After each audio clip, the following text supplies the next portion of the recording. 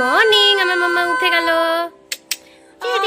Good morning বলো তো, এদিকে তাকিয়ে। গুড মর্নিং সবাইকে। গণেশ চতুর্থী। মা গো মা, এটা আমি কি কইতেছি?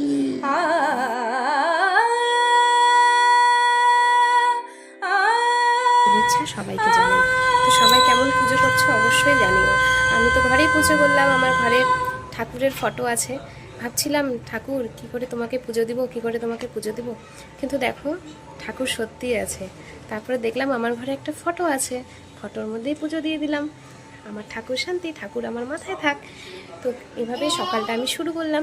তো আশা করি তোমরা সবাই ভালো আছো, সুস্থ আছো। সবাই তোমরা খুব ভালো থাকো, সুস্থ থাকো, আর সবাইকে ভালোবাসো। তো আজকে সকালটা আমি এভাবেই শুরু করছি।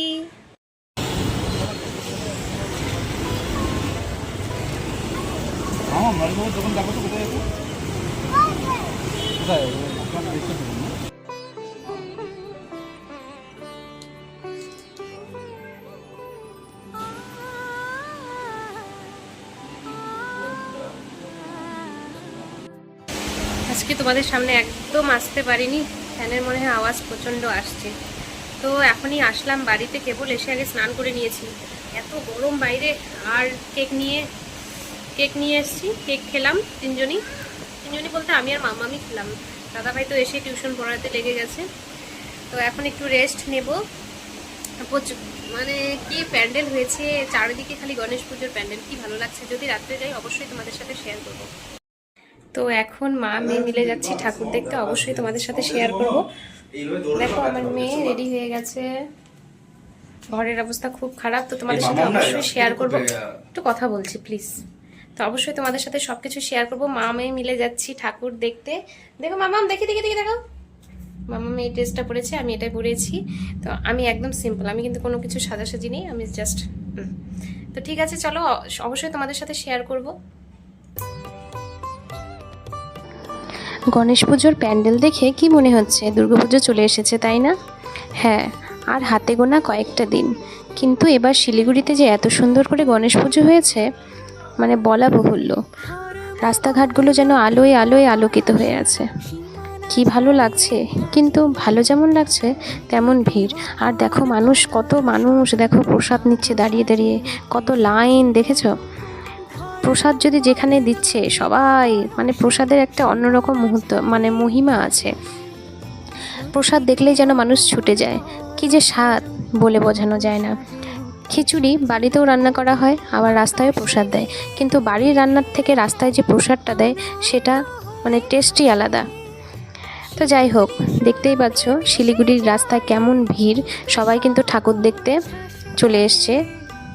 আর কি সুন্দর রং বেরঙের জামা কাপড় পরেছে এক একজন, মনে হচ্ছে দুর্গাপুজোরই মেলা।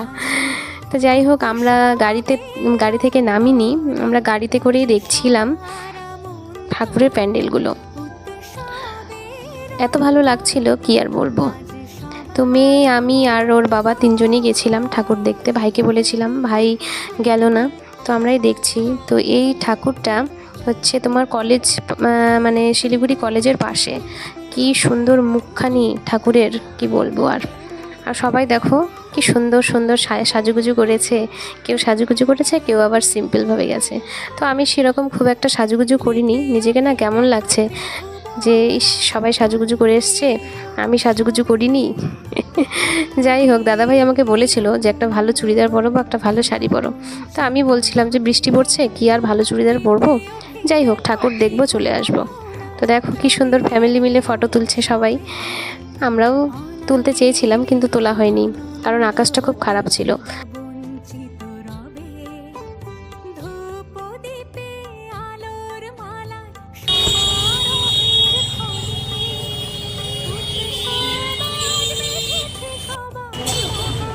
কি নিয়েছো?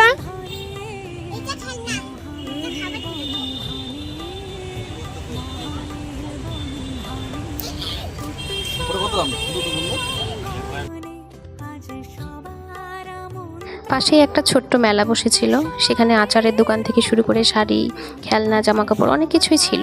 তো আমরা আচার কিনলাম আর মামামের কিছু খেলার জিনিস নিলাম। নিয়ে আবার সেখান থেকে বেরিয়ে পড়লাম। আর দেখো লাইটিংগুলো কি ভালো লাগছে, এই জন্য ভাবছি তোমাদের সাথে শেয়ার করি। আর রাস্তায় এত জ্যাম কি বলবো আর। তো এভাবেই ঠেলে ফেলে যাচ্ছি, ঠেলে যাচ্ছি। আর না, সামনে একটা খুব সুন্দর প্যান্ডেল করেছে, কেদারনাথ প্যান্ডেল।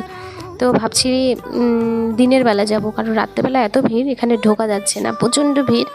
আর মেয়েকে নিয়ে এসেছি এত ভিড়ের মধ্যে, থাক বাদ দিয়ে, তাই দাদাভাইকে বললাম থাক আজকে আর ঢুকবো না, কালকে দিনের বেলা এসে দেখে নিয়ে যাব। তো কেদারনাথের দর্শনও হয়ে গেল, আমাদের শিলিগুড়িতে থেকেই আমরা কেদারনাথের দর্শন করে নিলাম। তো তোমাদের সাথেও শেয়ার করলাম, সবাই একটু নমস্কার করে দিও। কেদারনাথ, জয় কেদারনাথ।